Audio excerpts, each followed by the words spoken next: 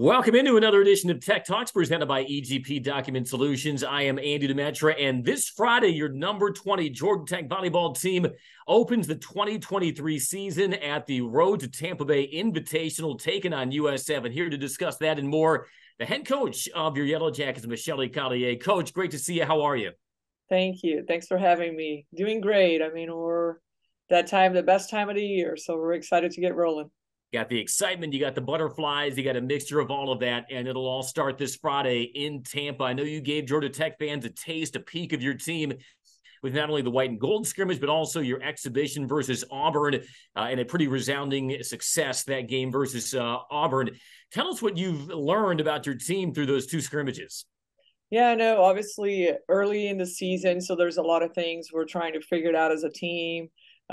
Trying to build our identity, figure out how we're going to compete and things like that. So it was really nice to have those opportunities to get out there, get out in front of our fans, feel the energy, feel the support from the people behind us, and really just kind of keep working on things that we need to fine tune and get better. Obviously, it's a long season, so this team is going to continue to get better throughout the season, but we have to try to put ourselves in the best position possible for Friday. And so those opportunities were great. We were able to see a lot of players in different roles and different lineup combinations and things like that. So I was very pleased with what we were able to do. I'm not going to ask you how you replace Julia Bergman, because you and I both know the answer is you can't. But you do have a couple of upperclassmen outside hitters, Tamara Otene, Bianca Bertolino, who seem poised to step into that future role. How have each of them grown their games where they're now ready to seize that spot at the outside hitter position and be as feared for your team this year as Julia Bergman has been the last several years?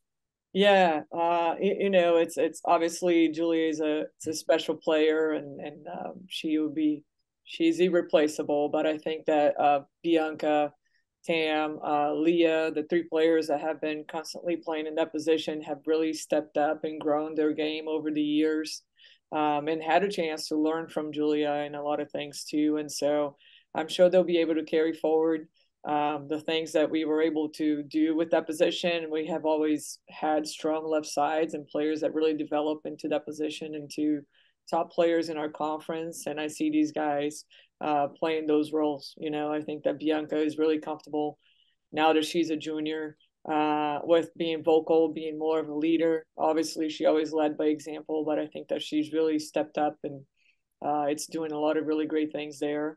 And Tam, obviously, it's stepping up. Leah, too. I mean, they're playing physical. They're hitting the ball hard, and they're taking more responsibility within the game. So I'm excited to see how they keep getting better. But we're in great hands with those guys, too. When you're trying to discover your team's identity and trying to merge the returning players with the newcomers and sort out roles, how vital is it then to have somebody like a preseason All-ACC setter in Bella DAmico kind of running the show there in the middle for you, just to kind of help speed and accelerate that identity finding process? Yeah, no, I think it's great. I mean, Bella has really grown into that position as well. And I think last year was definitely a very big year for her and her development. And she just feels a lot more comfortable in being a leader and kind of taking care of the offense and being vocal with our team and really teaching the new players a lot of the things. And Bella and Bianca actually got named captain for this year. So those are two players that have anchored our team over the years. And I'm excited for this year for them because I think it's going to be a great year. Bella is just growing and growing. So, I mean, our team, we have a great mix of experience and talent and youth. And I'm just excited with this group. I think we have a huge ceiling. And it's great to see that we're doing some great things early in the season. And of course, you brought in the reinforcements, not only through the transfer portal, but a freshman class that's heavy on international flavor. I know coaches don't necessarily like to single out individual players, but give us a couple of players that, based on your observations this preseason, Coach, Georgia Tech fans would be wise to know. I think our right side, Larissa Brandão, I mean, she came from the Brazilian national team pipeline.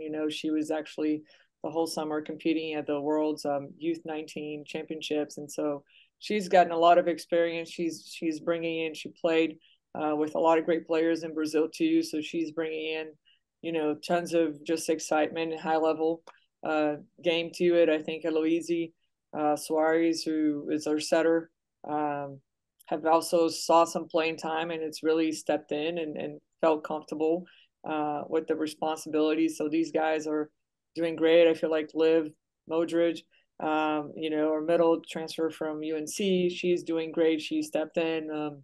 Deandra, that came from Texas, Fado, that came from TCU. Like all these guys, they all came in and they really did a great job. Like I feel like I've coached them for a long time. Like they feel part of a team, and they have really adjusted and bought in really well. So it's nice that there's not that big of a transition. I think that the place was really comfortable, and they're doing great, and they're great players for us to work with, and we're excited to help them maximize their talents, and continue to grow. So there's a lot of people that are doing some great things, and they're going to step up this year.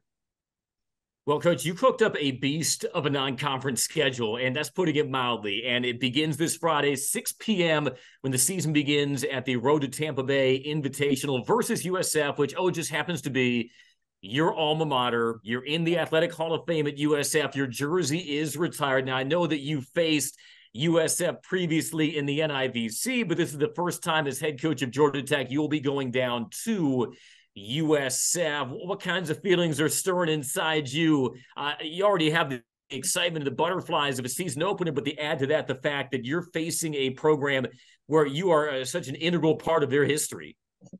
Yeah, no, I mean, it's always fun. I think that Tampa has always been home away from home for me.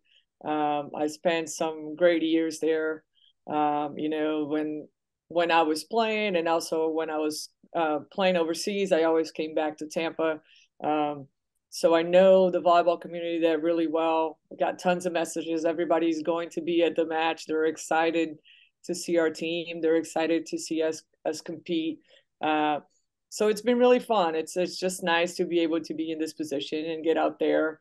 I know USF is doing some great things, and they have, a great coaching staff that's really working hard to transform that program and bring it back to the good old days of when we were there, because the head coach, he was actually a former teammate of mine. So her and I will go to battle once again. But it's always fun to get out there. Obviously for us, it's another match that anybody on that other side we want to compete and be our best against. But I'm excited to have family, friends, and a lot of great people that care about volleyball, that want to grow the game. I feel like the Tampa Bay Sports Commission have done a great job making this an elite tournament. And I think it's going to be a great experience for our student athletes, for the coaches, for the fans. So I'm just excited about the opportunity to be a part of this. Well, you did a lot of winning down there at USF and in Tampa, and what better place to start the season for your number 20 Yellow Jackets than at the Road to Tampa Bay Invitational, 6 p.m. Friday. Make sure you follow the Yellow Jackets all season long. Coach Collier, thanks so much for joining us here in Tech Talks, presented by EGP Document Solutions. Thanks, Andy.